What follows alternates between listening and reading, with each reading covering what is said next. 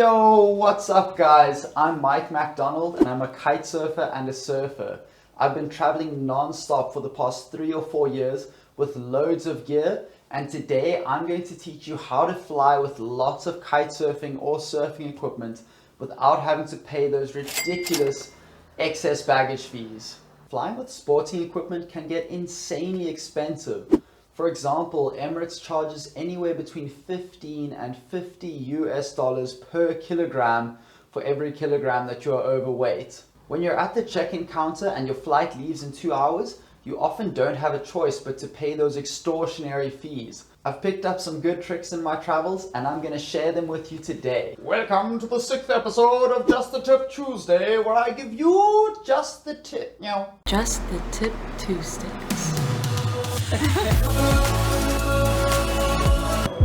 In this video, we will cover flying with a suitable airline, how to optimize your bags, 3 sneaky tricks to get more weight through, how much heavier is wet gear, how I fly with 65 kilograms of checked luggage, why you shouldn't feel bad for working the system, and some other tips. The first step is to find an airline that allows you to travel with your sporting equipment as part of your checked baggage allowance at no extra cost. The only way to find out is by reading the baggage policies online. For this reason, my favorite airlines are Qatar Airways, Emirates, KLM, Air France, and Alaska Airlines. Optimize your bags. Choose your weapons. The next step is to take the correct bags and pack them correctly such that you can get as much weight through as possible. So most airlines will allow you to travel with either 1 or 2 checked bags, and each bag can be up to 23 kilograms. So you're allowed 23 or 46 kilograms right there. And what many people don't realize is that you're able to take 2 items with you onto the plane as your carry-on. So the trick is to take one of these bags and load it up, make it as heavy as you possibly can, and then also to take a big ass backpack as your personal item, and then you can get a shitload of luggage through. So you don't just need to take your one backpack. Normally what I'll do is take a wheelie bag and I'll take my backpack. And here's the first major tip. They pretty much never weigh these bags. So what I will do is put all my small heavy items into my wheelie bag, and then the remaining small heavy items into my backpack, and I'll get these weights up to around 14 kilograms for each bag. And then when I go to the check-in counter, I just keep them out of sight of the check-in staff, or if I'm wearing my backpack on my back, I don't make it look like it's heavy. If I have to take it off, I try and make it look like it's light and just don't draw any attention to it, and it pretty much always works for me, and I'm able to get tons of weight through that way. Boom, personal item and carry on. I normally just take 1 golf bag, or if I've got lots of kite gear or camera equipment and lots of clothes or other things to carry, then I'll take 2 golf bags, but I won't take a suitcase or a checked backpack or anything like that. So then I'll put all my clothes and whatever items I need to into my golf bag. If one of the bags is half full or it doesn't have a board in it or something, you can just tie it up to make it smaller. With the airlines that I travel with, it doesn't cost more to check in a golf bag than it does to check in a suitcase. Keep in mind that the weight of the bag also makes a difference, so don't buy a heavy bag. Like I said, each checked bag can be up to about 23 kilograms or 50 pounds. So I'll typically make these bags weigh around 24.5 or maybe 25 kilograms. And the check-in staff typically will let you get away with that. How to take a shitload of luggage when you travel. Alright, so now the 3 sneaky tricks that I know all you guys have come here for. Please just don't tell these tips to any airline staff. Let's keep the secret so we can still keep getting away with it, and keep traveling with all our kiting gear. So at some airports such as Cape Town, you'll take your oversized baggage to the normal check-in counter where they will weigh it, and then they'll tell you to take it way down to the end of the hall and drop it off at the oversized baggage conveyor belt thing. So what you can do is take some heavy items out of your bag, weigh it at the check-in counter, and then just when you go to drop it off the oversized baggage, put those heavy items back in, and yeah, just send the bag through, and you can easily get a few kilos in that way. It works like this at so many airports, but don't rely on it, because at some airports they will catch you doing it. And yeah, I've been able to get through quite a few extra kilos with this one. All right, next tip. So at the check-in counter, there are sometimes conveyor belts that have a scale only at the front conveyor belt. So there'll be two conveyor belts, one and then the other. And what you can do is slide your bag past the one conveyor belt so that part of it is resting on the other conveyor belt. The other conveyor belt doesn't have a scale underneath it. So this will take some of the weight off from the scale, and instead of reading maybe 25, 30 kilos, whatever you may have, you can get that weight way down. The trick is to make your bag heavy on one side. So you want to put that heavy side of the bag onto the back conveyor belt. And the third sneaky little trick is to put something under your bag when you have it weighed. So maybe your bag is hanging off of the scale where they're weighing it, and you can put a bag underneath that bag on the ground, and you can put your foot underneath the bag so you can just lift it up and take a few kilos off. If you're finding this video helpful, please be sure to share it with your friends on Facebook and WhatsApp so they can travel for cheaper too. How much heavier is wet gear?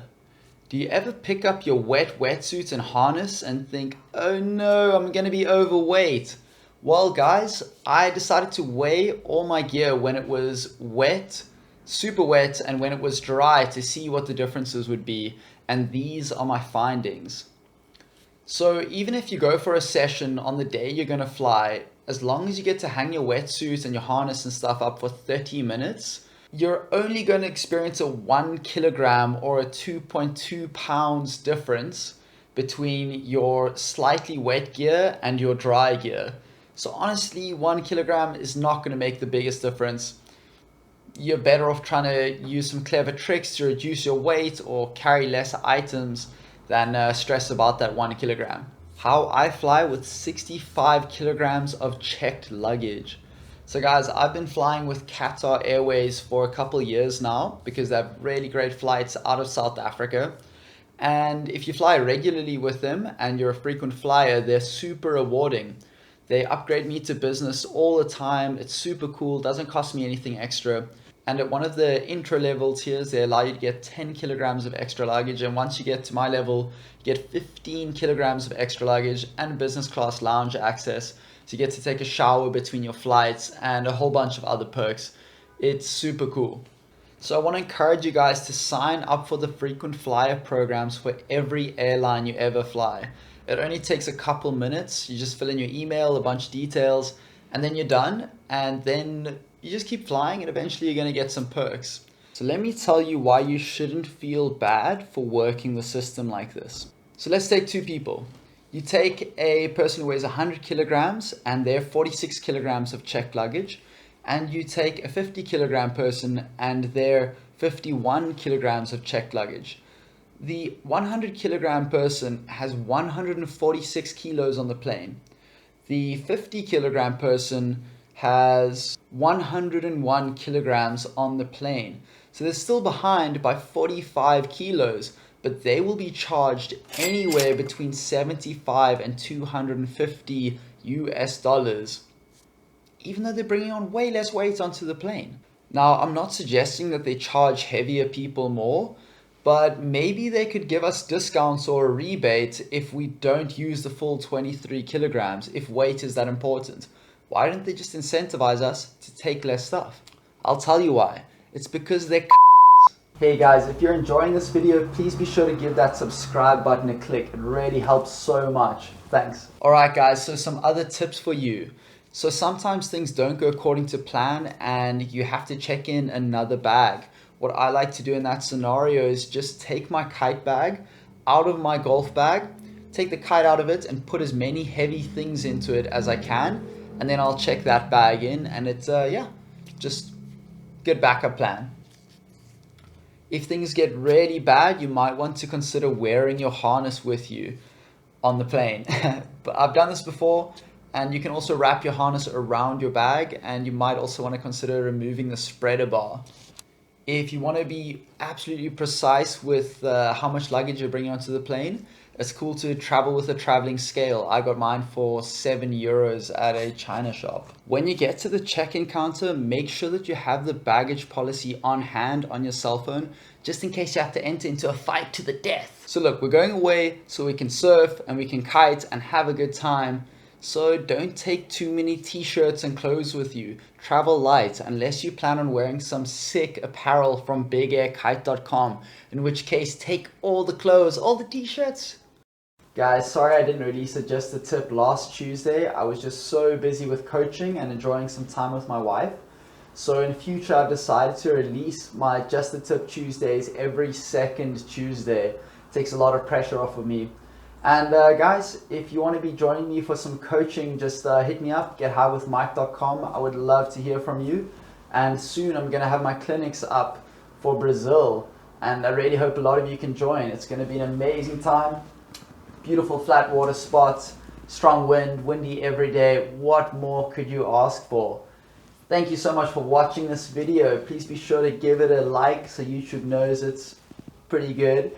And you got any questions, just drop them in the comments. And of course, please be sure to subscribe to my channel so you can catch more videos. Muchos besos. Adios. The new XR7 is 8% lighter than the XR6.